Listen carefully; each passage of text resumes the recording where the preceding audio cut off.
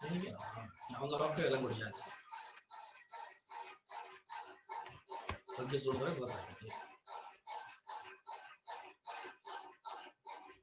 Start ಮಾಡಿ recording start ಮಾಡಿ ಇನ್ನೇನ್ ಮಾಡ್ತಿ? Why do you shout like that?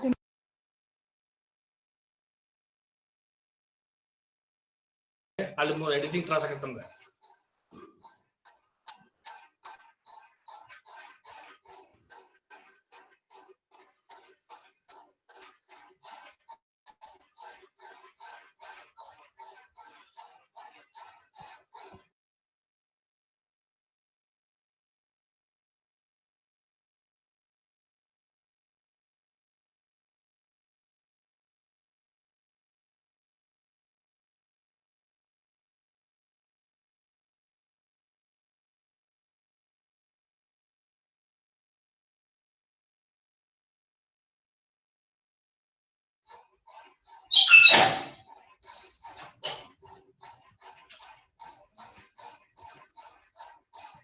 Students, can you all see the slides? Yes, ma'am. Okay. So today another topic I will be starting it. So it is Leishmaniasis. Leishmania it belongs to. Can you just close it? Don't make noise, please.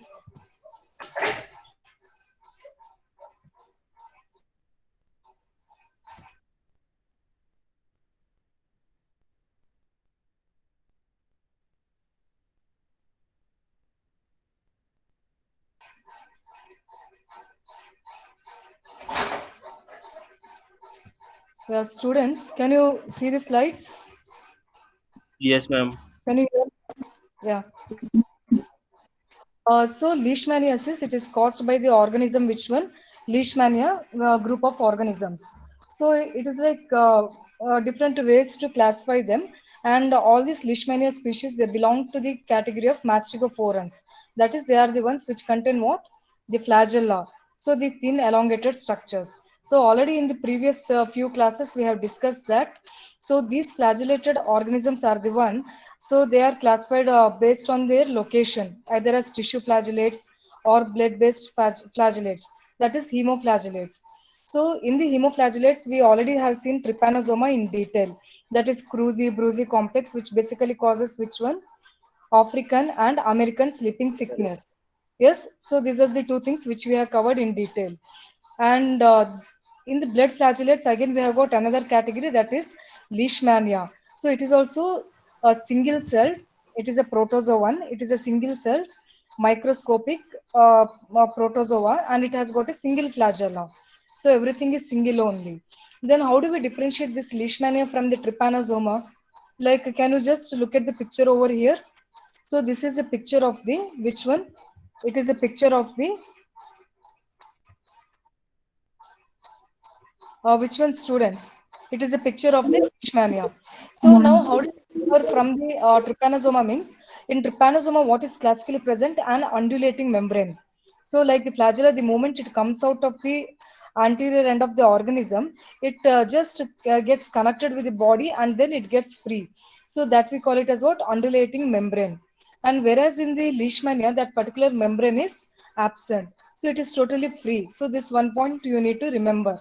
So both of them, they are spindle and long elongated structures with the flagella, and they both reside in the blood. But one classic way how to differentiate, students, there is no what?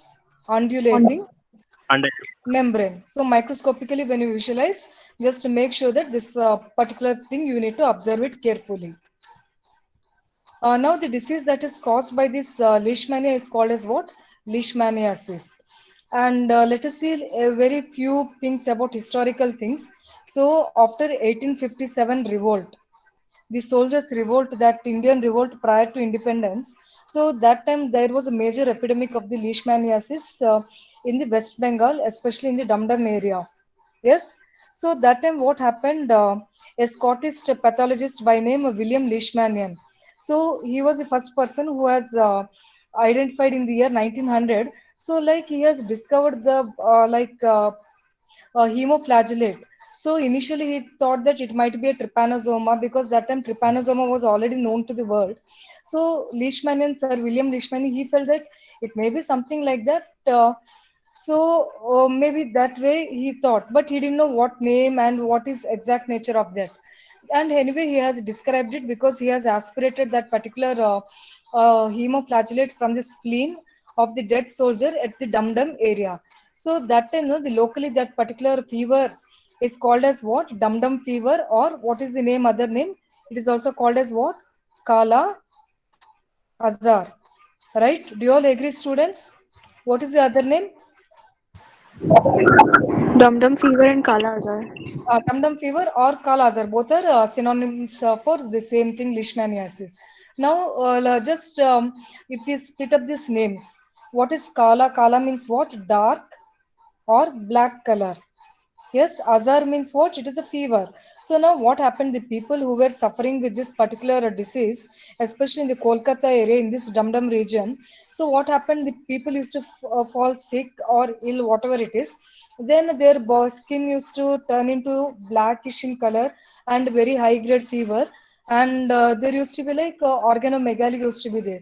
So like they were not sure with what it has been, it is causing this particular thing. Then in the year 1903, that is exactly 3 years later, what happened? Donovan. So he was another doctor who has observed the similar type of parasite in the spleen of one of the person in the Madras. So first case was reported and identified from which area? Dum Dum area. Then later another case report and same type of organism was identified in Madras. Then ultimately what happened? Ronald Ross, so who was more involved in the malarial research.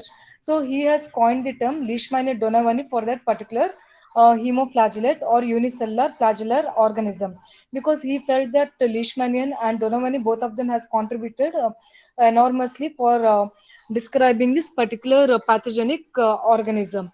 So that is the way how it has got its name, Leishmania donovani. Now this point is very important. In India, like there are many places which are endemic to this particular leishmaniasis. So can you people name which are the endemic areas for leishmaniasis, students? Sirisha, Suchait, Sakshi and others.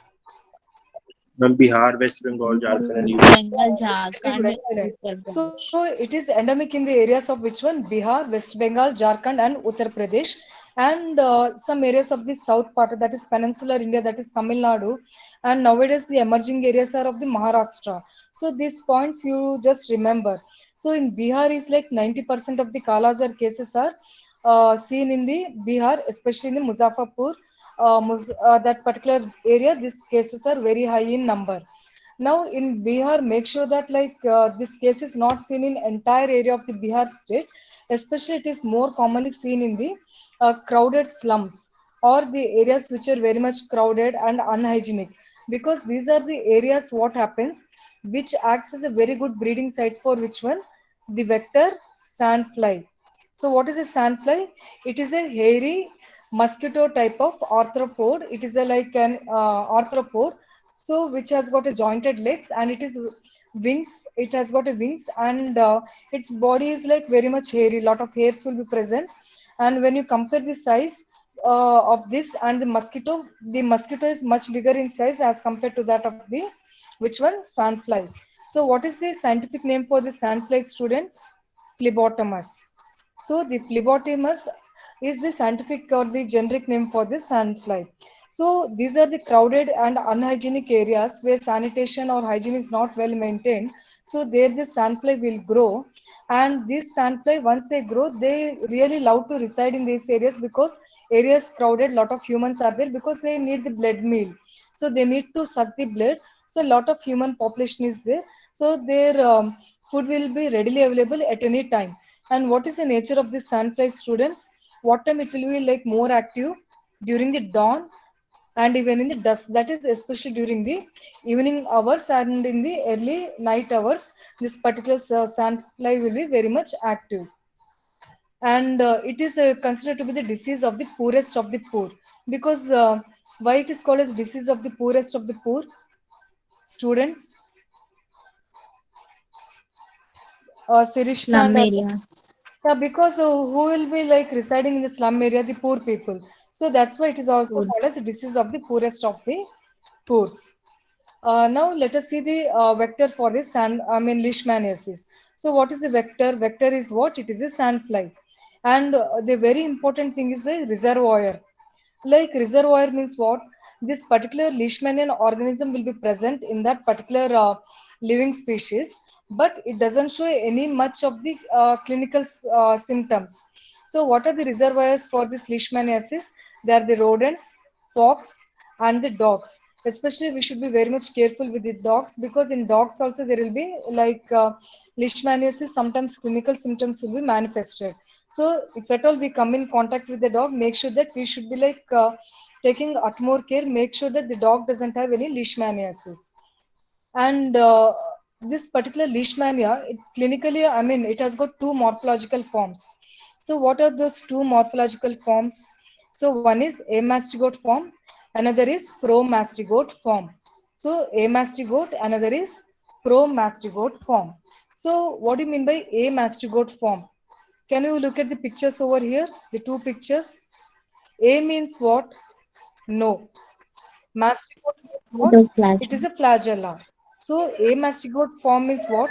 The one without flagella, that is no flagella. So now look at the two pictures over here. Which is the amastigote form here? Second. Huh? This one is the amastigote form, because you don't see any flagella over here. So definitely it is an amastigote form. And the promastigote form. Pro means what? It has got something flagella in front. So that is a promastigote, means flagella is present. So it is the promastigote form. Now let us see, where is this amastigote form present? Amastigote form is present in where? It is present in the man. And promastigote form is present in where? It is present in the vector, that is Sandfly. So what is the scientific name for this sandfly? It is Phlebotomist. phlebotomous. Very good. Now let us see few features of this amastigote form. Now under microscope, what happens? Like if you want to identify the amastigote form, just look at its anatomical structures. So the bigger one, among all the bigger one, what you're seeing, it is the nucleus, right? Can you all focus on the picture which I am showing? This is the nucleus, and this is what? It is a kinetoplast. What is kinetoplast? It is nothing but the one which contains the mitochondria. Sorry, DNA part, mitochondrial DNA, and from here the flagella will usually arise. Now just look at over here. This kinetoplast is present like this, and nucleus is like this. Now these two are present at what? Right angles to each other. This point you have to remember. The kinetoplast and the nucleus, how they are located to each other? They are present at what? They are present at right angles, that is at 90 degrees to each other. Yes, do you all agree with this? And the point from where the flagella arises, that we call it as basal body, and surrounding this basal body there will be like a transparent structure which we call it as what? Vacuole. It is called as what? Vacuole. And from here what happens? A thin structure will arise, that we call it as what? Axoneme. So actually this is nothing but the flagella. Since it is a mastigote form, it doesn't come out beyond this area. Yes. Now, where does this amastigote forms? They are seen. So these amastigote forms, where they are seen? They are seen within the macrophages, neutrophils, or even in the monocytes. That is, in the reticuloendothelial cells, these particular amastigote forms are seen. So now, for example, if you imagine this is the macrophage, and the sandfly has bitten the human. Now, in the sandfly, the elongated forms are there. These elongated forms, that is promastigote forms, it will enter the blood, and then it will be taken up by which one, students? It will be taken up by the macrophages, and within the macrophages, very shortly they will be converting into round structures, and these round structures are called as what? Amastigote forms. Round structures are called as what? Amastigote forms, and these round structures, they keep on multiplying, and once the macrophages are fully loaded with this amastigote forms, what will happen? The macrophage will burst out. It will burst out, and all the mastigotes, it will be released into the circulation. Then what will happen? Another macrophage will come, and it will catch up this new one more set of mastigotes, right? Now one thing is that can you all appreciate all these rounded structures over here? within this macrophages, students? Can you all Yes. appreciate? Yes, ma'am. So what Yes, are ma'am. those rounded structures called as? Yeah, it's still Sirisha. So these are called as what? Amen. LD bodies. That is Leishmania Donovani bodies. These are called as what? LD bodies. Now we have to remember here is that these amastigote forms, even though they are present within the macrophages, but they are happily multiplying over there, because in the macrophages so many enzymes are present which are actually destructive for this Leishmania, but still how they are getting protected away from those enzymes. So the thing is that this Leishmania amastigote forms, it has got three things within it, three types of antigens. So what are those three antigens? That is GP63, another is lipophospho-glycan, that is LPG, another is glycophosphatidyl linositol, that is GPIS. Because related to this, an MCQ has been asked, just remember this. So because of the presence of these three surface proteins on over this amastigote forms, it is like getting protected from these hydrolytic enzymes of the macrophages, right? Now what happens? Now the sandfly will come and bite or suck the blood of the infected man. Now from the infected man, what will happen? The amastigote forms, it will be taken in, and then these amastigote forms, it will be getting into the midgut portion of the sandfly. In the midgut portion, what will happen? The rounded structures, amastigote forms, they immediately get converted into elongated flagellated forms. Now what will happen? The flagella will come out, and these are called as what? Promastigotes. And now what will happen? They multiply by means of longitudinal binary fission, and then they get converted into two forms, that is short and oval. Later they get again reconverted into long and spindle shaped flagellated structures. Now what will happen? These promastigote forms from the midgut, they will take a reverse turn and they will get into the pharynx portion of the sandfly. Now in the pharynx, what happened? They keep on accumulating over here, and a stage will come. What will happen? The pharynx of the sandfly, it will get blocked. It will be totally blocked. Once it is blocked, what will happen? It will give a large rosette-like appearance. That is how the rose petals looks. That is the way how this pharynx will be having the appearance, because it is fully loaded with what? Promastigote forms. Now what will happen? The moment the sandfly bites the uninfected man, like what will happen? These uh, promastigotes which are present within the pharynx, they get detached and they will enter the the host skin, and they will get into the circulation, and the same cycle will continue. Yes, are you all clear, students? Yes, am I clear to everyone? So check. Yeah. So what are the morphological forms over here? There are two morphological forms. One is a mastigote form, another is promastigote form. A mastigote form is present in where? It is present in whom, students? It is present in the man. And promastigote form, it is present in the sandfly. So these are the points you need to remember. Next. So already I told you in promastigote form what all structures you can appreciate. One is the nucleus, which is bigger than the kinetoplast. Then you can see what the basal body, and then axoneme. And then coming out is what? It is a thin whip-like structure which is called as what? Flagellum. And very important point is what? There is no undulating membrane. So where is this undulating membrane seen, students?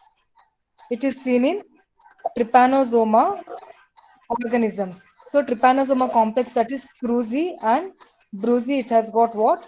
Undulating membrane. Now what is the mode of transmission for this leishmaniasis? How does it get transmitted? So one is very important, is it is because of the bite of what? Sandfly. And hope if you remember the Chagas disease, which is caused by which one?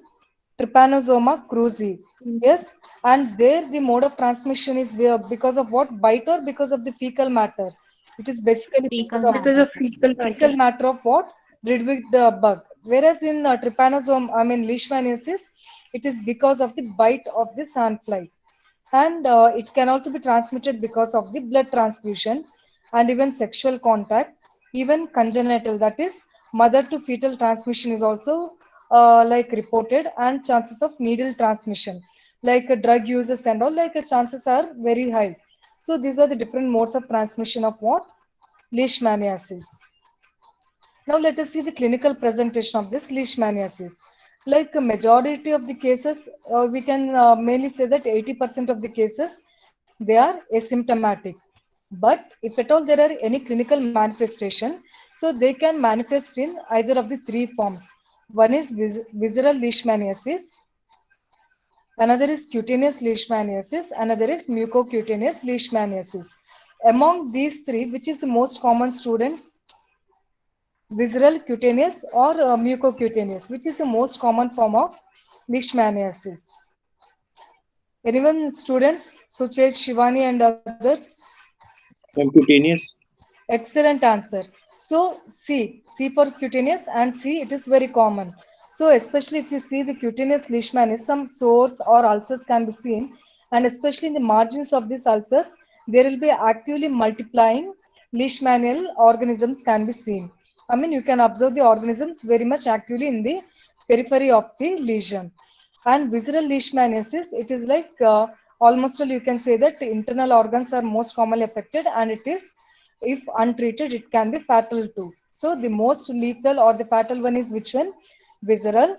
And most common is cutaneous, and most deforming and even fatal one is which one? Mucocutaneous. So let us see something about the visceral leishmaniasis. What is the other name for visceral leishmaniasis, students? It is also called as Kala Azar. So now the meaning of Kala Azar is what? Kala means black, Black. Azar means fever. And what are the other names, other synonyms for this? It is also called as what? Black sickness or dum-dum fever. Why it is called as dum-dum fever, students?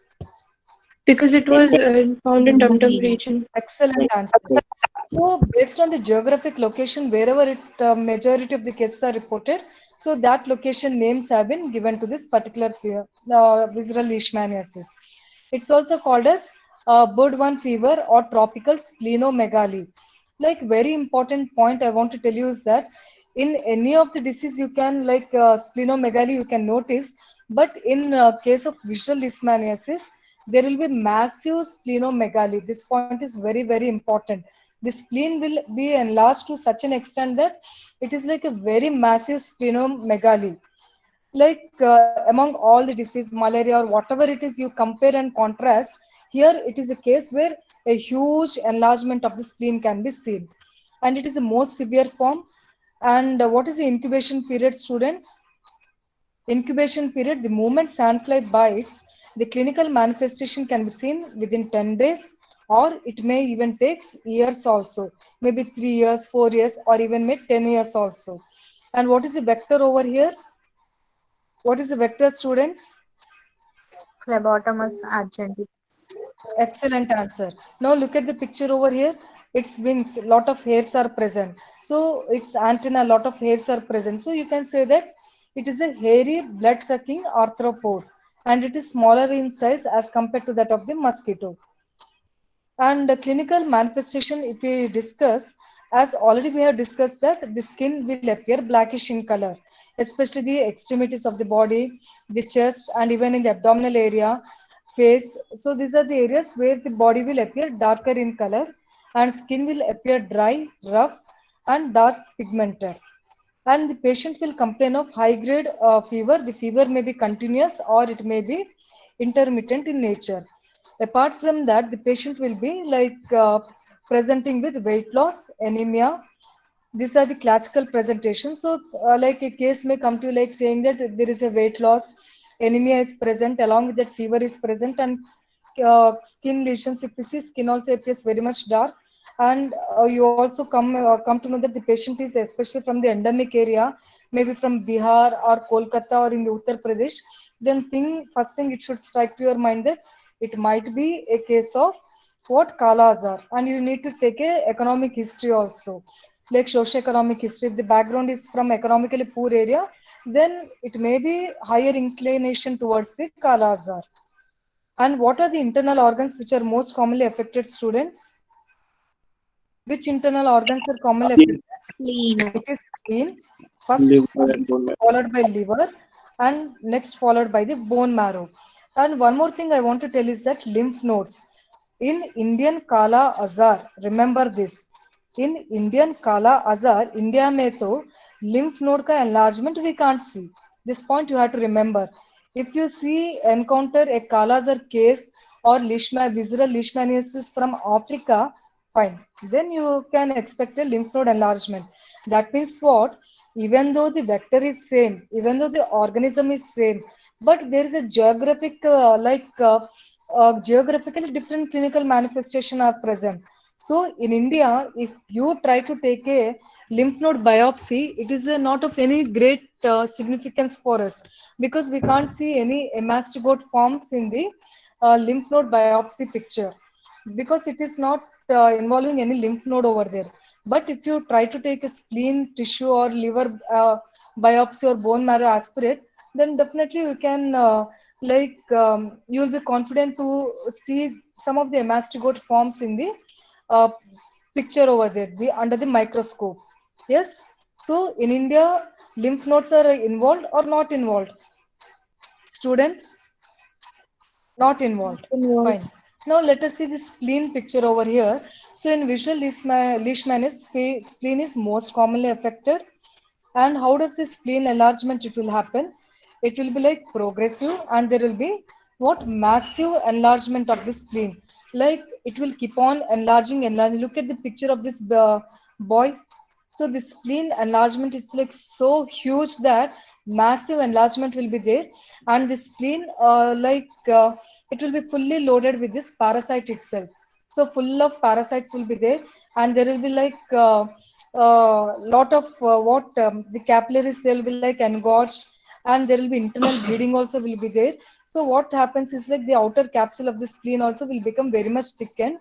So if you take a cut section of the spleen, so how does it appear? It will appear enlarged, and capsule, when you try to touch it, it will be very much thick, and it will appear red or chocolate in color, because of the lot of vascular spaces will be there. So this is the clinical and like cut section appearance of the spleen. And microscopical, if you want to see within the spleen, you can see lot of plasma cells. So this is one of the important point. Next, liver. So the second most commonly enlarged organ is which one? Followed by spleen, it is liver. That is hepatomegaly can be seen. So splenomegaly followed by what? Hepatomegaly.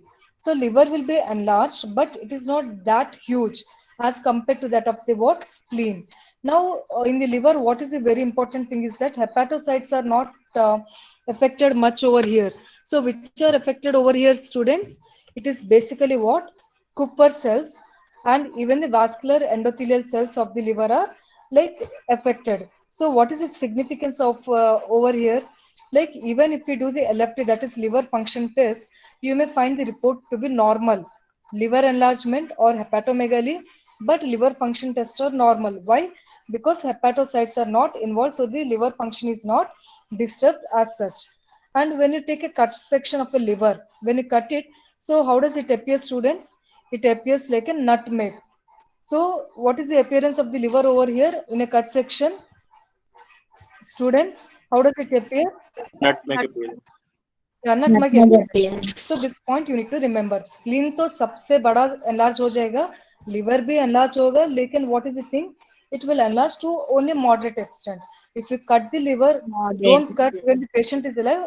Like during the time of autopsy, like how does it appear? Nutmeg appearance. Now coming to the bone marrow. Again here bone marrow is also one of the favorite site for this Leishmania to go and multiply. So now bone marrow is fully loaded with this Leishmania. Now what happens? All its bone marrow regular functions are suppressed. So this suppression leads to what? Pancytopenia. This point is very important. Pancytopenia means what?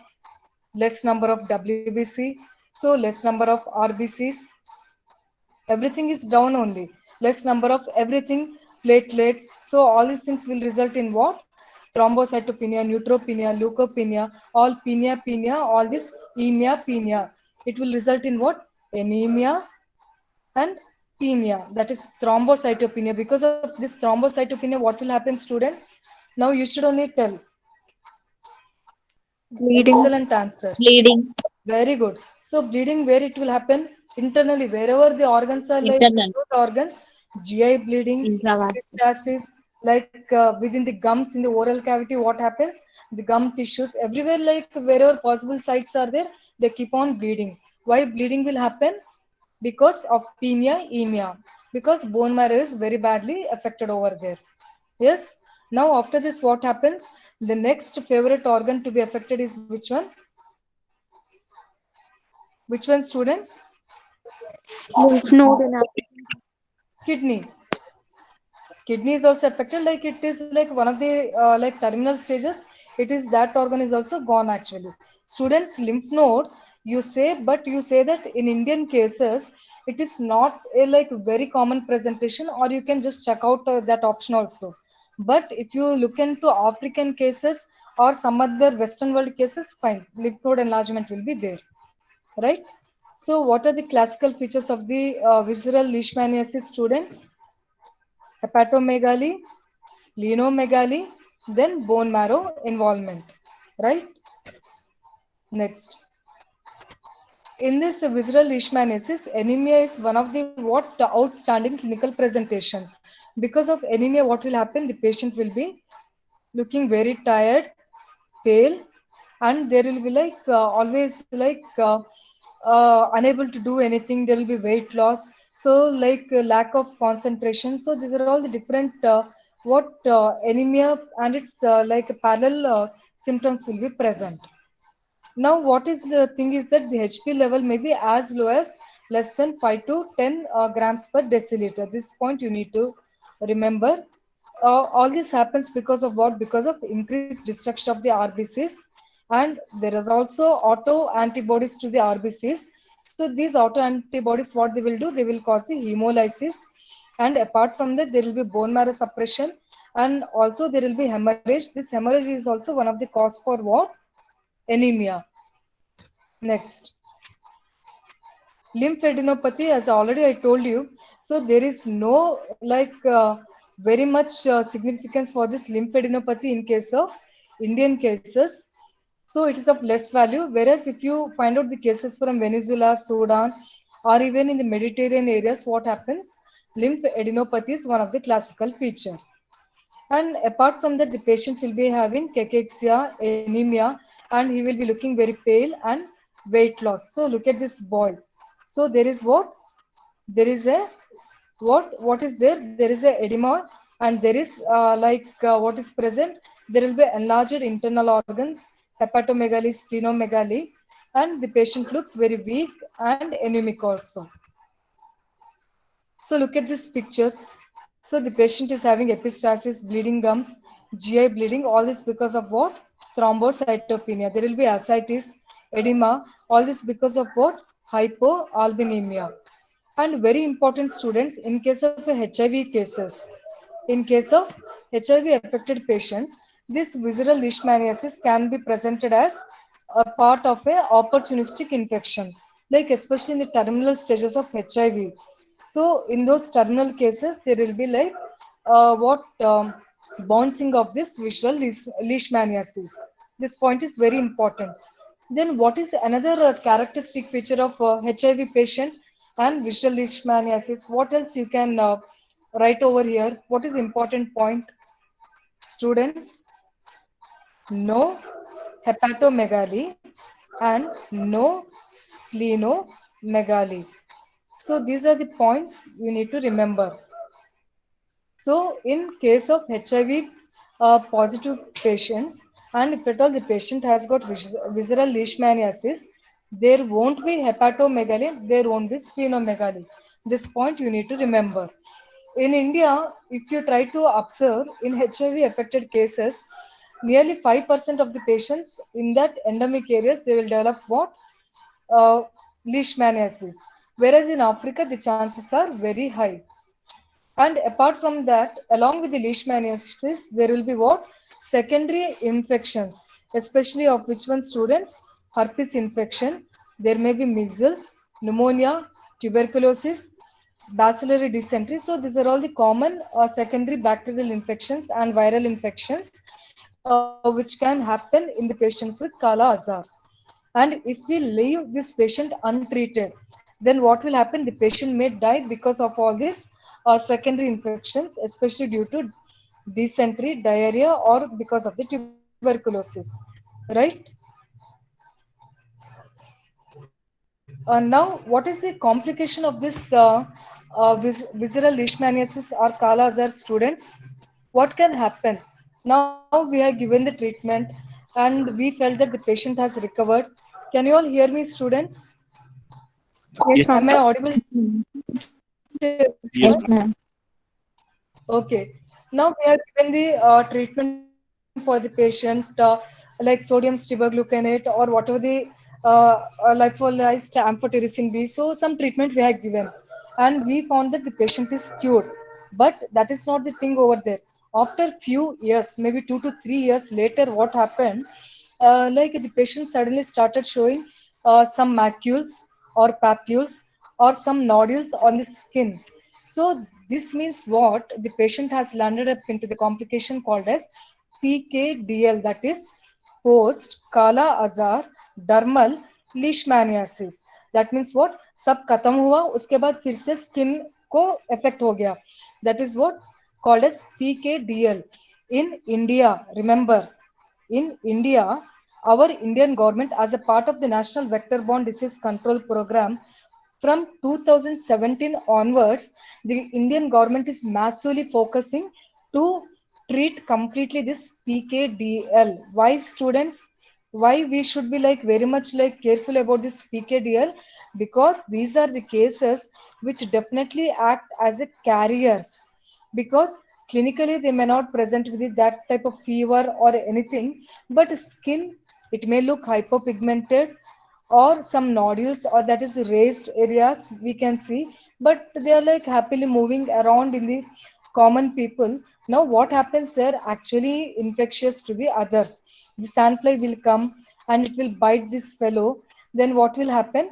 The sandfly gets infected and it will go and bite a one more healthy person. So that means what? These are very dangerous people, especially in Bihar area. Such cases are rising in number. This point you need to remember. Yes, students. So as a part of National Vector-Borne Disease Control Program, we are very much concerned about this PKDL. Now, whoever has developed this visual leishmaniasis, and among this visual leishmaniasis cases, nearly 3 to 10% of the cases they will land up into PKDL. So now you have to remember that these PKDL cases, they are most commonly seen in which areas? India and East Africa. This point you have to remember. Why it is very important, students? Students, can you all hear me? Sirisha, Suchet, yes, ma'am. any of Yes, you ma'am. from Bihar or West Bengal or UP here? Shivani, Sakshi, Yes, Shruti. Uttar Pradesh. Uttar Pradesh.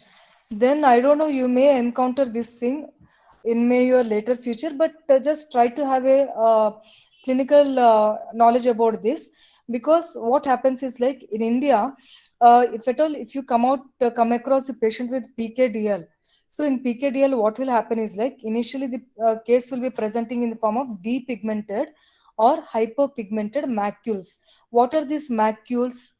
What do you mean by macules? They are the like hypopigmented or decolorized or discolored areas on the skin, okay, less than 1 centimeter in diameter, but they are not raised. They are not raised. They are to the level of the skin. They are not raised. Okay, this point you need to remember. So they are not raised and they are less than 1 centimeter in diameter, and they are what? Hypopigmented areas. And where are they seen, students? They are most commonly seen on the face, trunk area, and even on the extremities, that is hands and legs. This point you have to remember. If you see this, and if you take a like socioeconomic history, patient is also from poor background, and take further more history. Like in the past, this boy has been affected with visceral leishmaniasis and already treatment has been given, then one guess should be there that he might be a carrier, because everything is like a very strong evidence in case of this particular thing. Later, the case it may develop into what? Erythematous patches. What are these patches, students? What is the difference between macule and patch? Patch, Suchet, yeah, tell me. Sirisha, Shivani, tell me. Shruti, patch will be raised from the skin level. patch will be raised fine, but still I want to say that they are bigger than the macules actually. They are also discolored areas, but their size is more than 1 centimeter in diameter. They are bigger than the macules. And look at the picture over here. As a patient gets into this, just look at this African boy over here. Can you just observe the picture over here? What is the clinical presentation? How does it is looking? But Yeah. So butterfly presentation, can you just it is just trying to mimic the butterfly. So this butterfly distribution is one of the presentation of what? PKDL. Sub history ले लो बाद में confirm करो. This is one point. Yes. Then after this what will happen? पहला what will come? The macule.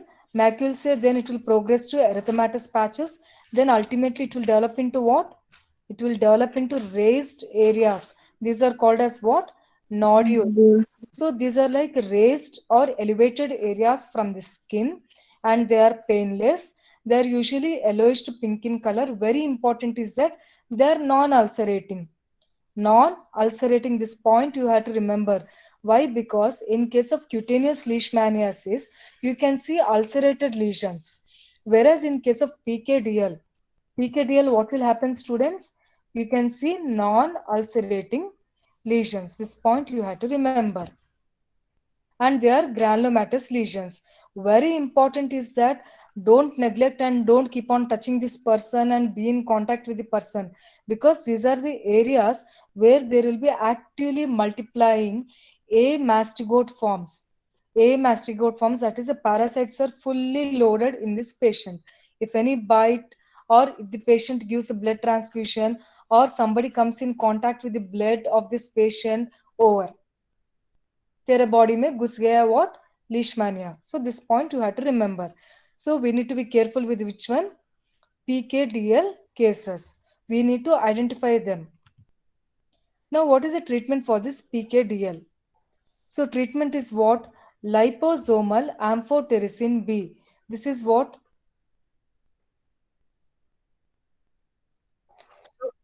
Yeah, very good, excellent. So it can be even given for the treatment of this particular what? Particular leishmania. So it is one of the currently recommended thing. And remember that all of these are given how, students? They are given parenterally, especially which route? Intravenously, IV route. And then it is given 2.5 milligrams per kg per day for how many days? 20 days. This is enough actually. Or you can go for giving which one? Sodium stibogluconate, that is SSG.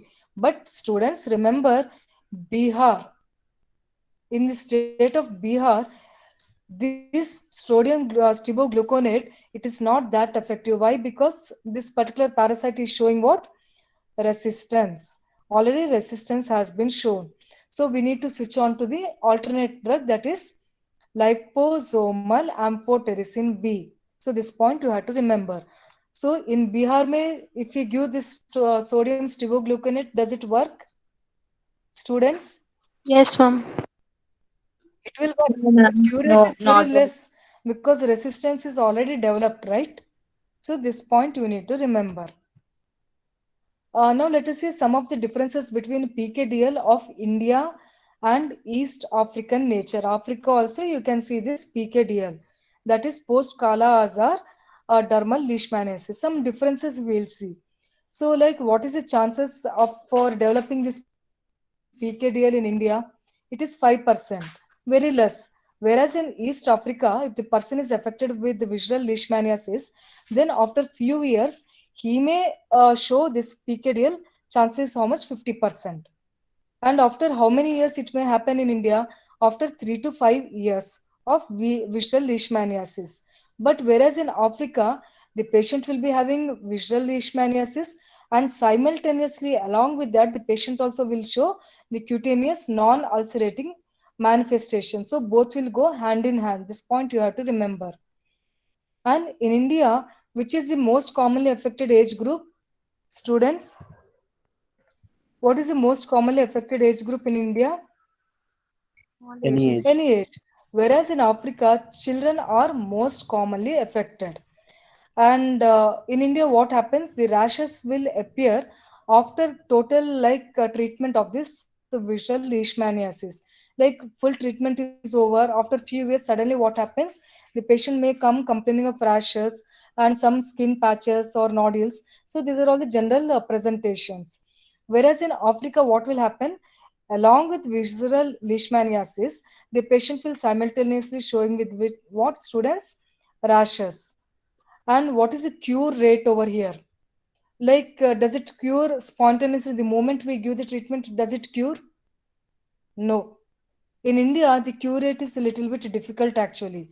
Whereas in Africa, the cure rate is very good and excellent cure rate is there. Maybe because of the body system or the organism is not that mutated or not genetically very strong to go against this particular drug. Yes, then what is the treatment duration? If we want to give sodium stibogluconate, what is the treatment duration, students? In India, we need to give this particular drug for longer period of time, that is 60 to 120 days. Whereas in Africa, we need to give it for lesser number of days, that is 60 days is more than enough. That is how many months, students? 4 months. Huh? 2 months. In a month, 30 days, right? 2 months. Correct, no? Fine. Yes, ma'am. Yes, yes. Suddenly, when you tell 4 months, when I got confused. Fine.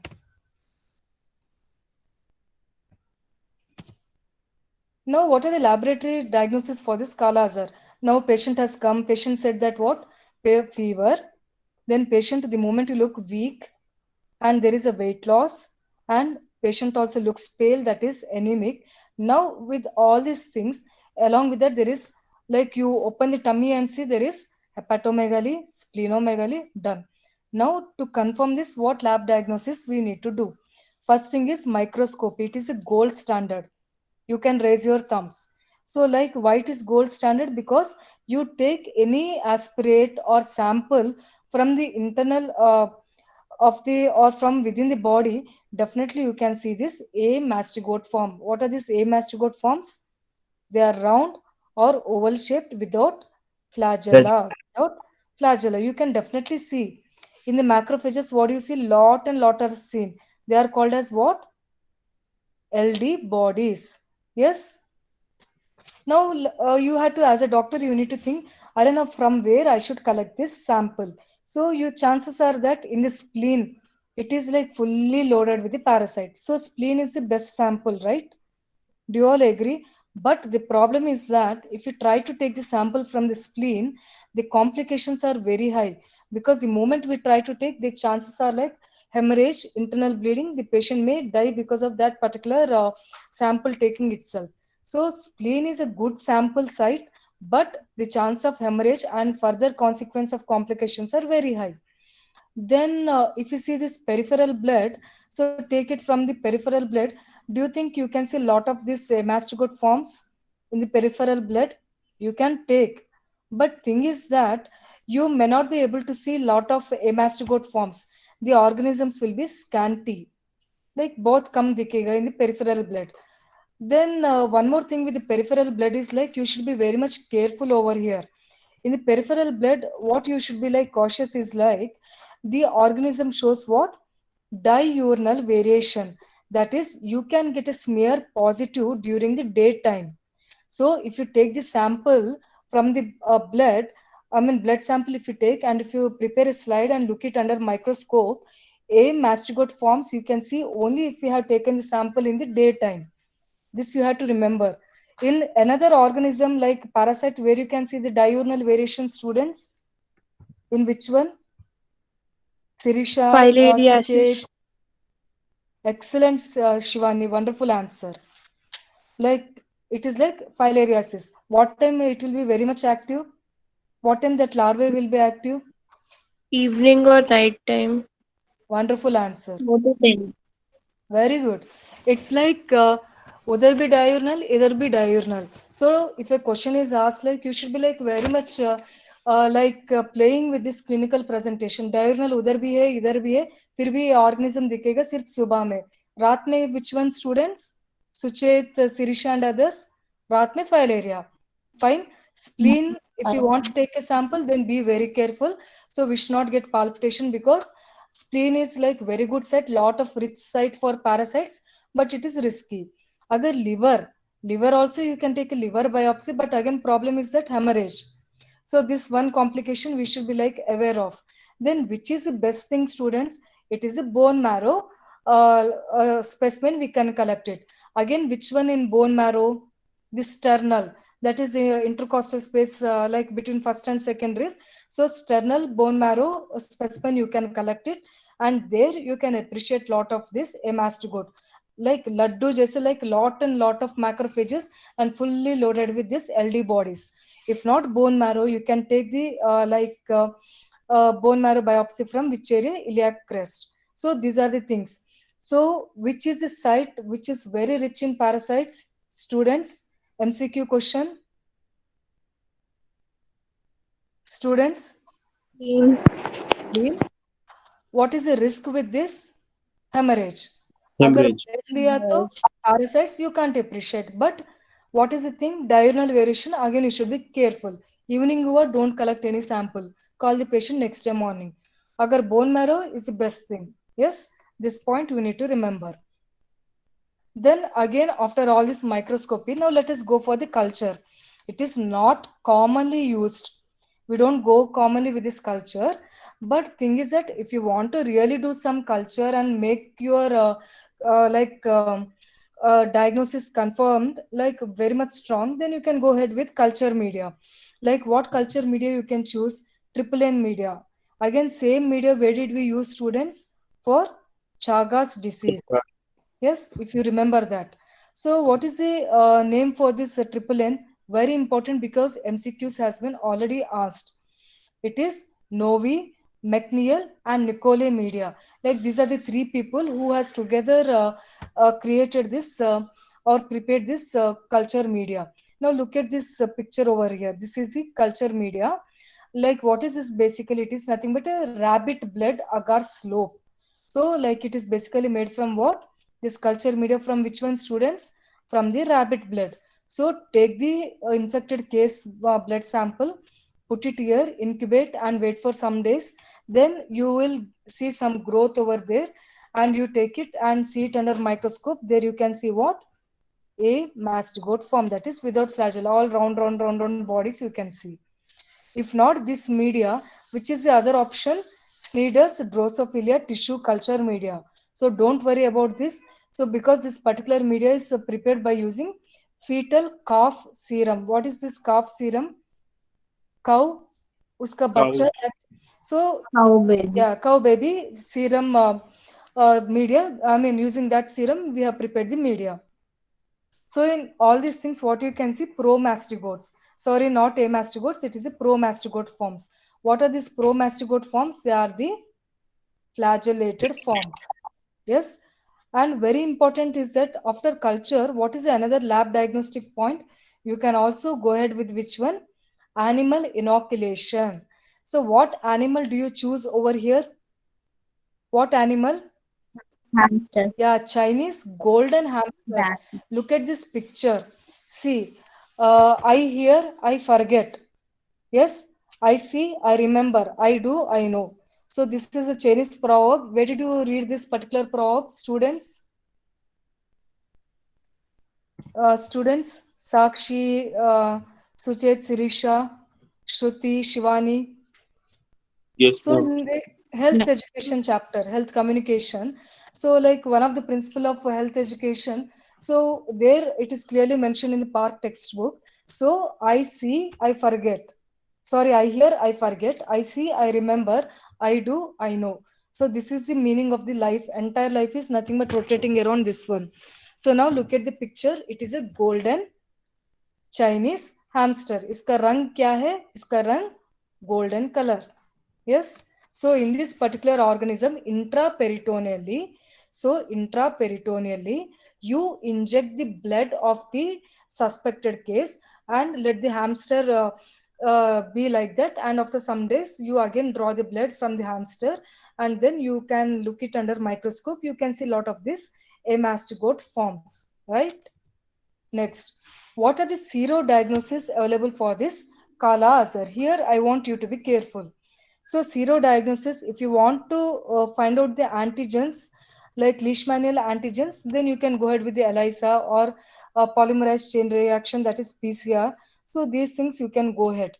Otherwise, there is one more thing, that is complement fixation test, that is CFT. In CFT, what is the thing you can go ahead, students?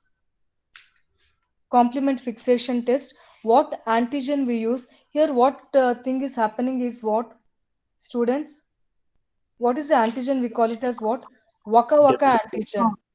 That is WWK antigen. Like what happens? Antigen, antibody, complement mediated reaction will be there. So what is the antigen used over here? This antigen, it is called as what? Just I will mention it over here. It is also called as Wittski. Then it is Klingenstein and Nu. So like Waka Waka antigen we call it as. So these are the three people who has created this antigen, using which one? It is this antigen is prepared from what? Tubercle bacilli. So they have taken the tubercle bacilli and they have prepared an antigen. And then what happened? They have taken the sample from the host or the suspected case, and when these two they come in contact, this particular antigen and then host, if there is an antibody, they react, and what happens, this test will become positive. Yes, and very important thing is that this test will be seen positive, especially in the very early cases. Like clinical manifestation may not be like that evident, but still the test results will be positive. So complement fixation test can be used. Apart from that, we can also use RK39 test. Lot of MCQs has been asked related to this. What is RK39 test? In India, especially in the field areas, like whenever we go for field visits, like this particular test is commonly done. So it is a rapid immunochromatographic test. Like immuno means what? Always antigen, antibody reaction will be there. Chromatographic means what? Color change will be there. So like when these two things they react, that reaction, if it is like confirmed, then there will be what? Change in color. Yes, do you all agree with this, students? Yes, ma'am. So now what is the thing is that it is a rapid immunochromatographic test and results can be obtained within 10 minutes.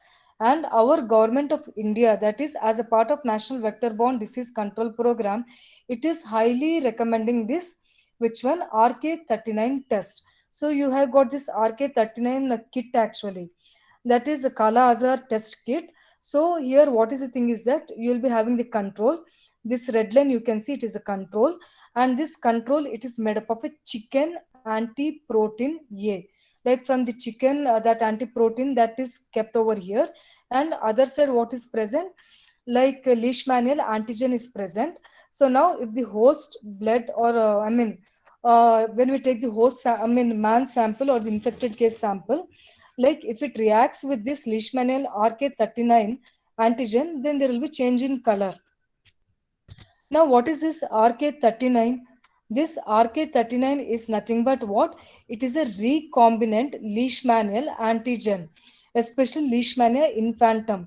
So, this is a leishmanial species, and in its the surface proteins. So, that particular antigen it has been taken, and some recombination, some combinations we have done, especially 39 protein combinations. Yes, so it is a recombinant. 39 means what? 39 protein combinations has been done, and this particular antigen has been prepared. And then if the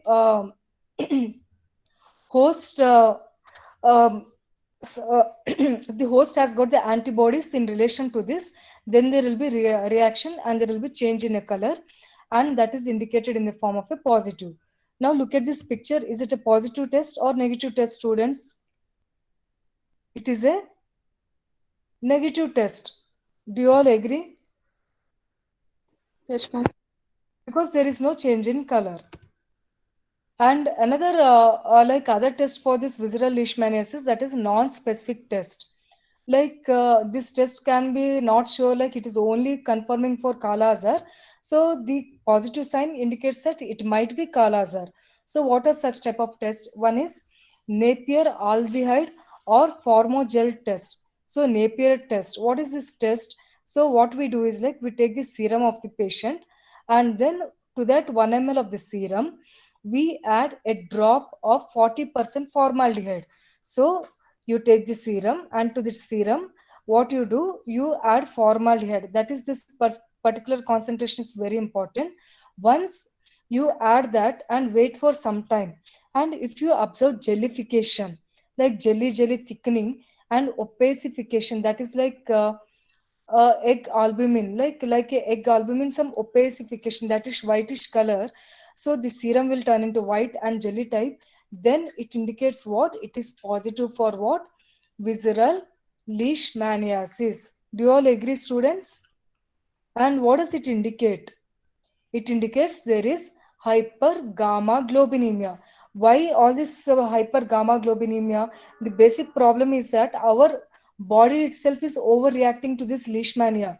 If there is one leishmania, what is happening? Our macrophages, all these cells and all, like, it come will attack over this person. So like there is an overreaction. So this hyperreactivity, it will ultimately like present in the form of hypergammaglobulinemia. So like it can be confirmed using this Napier aldehyde test. Now again some time limit is given. If it becomes positive within 2 minutes, it is like very strong, like very severe. Within 20 minutes, like okay, intensity is okay. Then within 120 minutes, then okay, then it is like less severe, and in 24 hours if you see the jellification, means it is not that severe. So the time is very important in case of grading for this Napier aldehyde test. Apart from that, we can also go ahead with the Chopra's antimony test. So it is a what? Tube agglutination test. So in the tube you take, and then you dilute the human serum, and then to that you add urea stibamine, and then you look for the flocculation. So like if there is a positive result, it is indicated with the presence of what? Floccules, right? Then apart from that, we can also go ahead with the Montenegro or Leishmanian skin test. So this is a skin test or the intradermal test. So where we inject 0.1 ml of the Promastigote suspension intradermally, and where we can see the indurated lesions. So it is an indication of what? Delayed hypersensitivity reaction. So the positive result in the form of induration can be seen in the form of 5 mm thickened lesion within 48 to 72 hours. And this particular skin test will be positive usually in cases of post exposure to leishmania. Like active cases of visceral leishmaniasis, you may not expect it, but post later cases, you can expect a positive result. So I think I'll stop it here. In the next class, I'll continue with the further things. Yes, students? Shall we all disperse? Yes, ma'am. Okay. Yes. Yeah. Thank you, ma'am.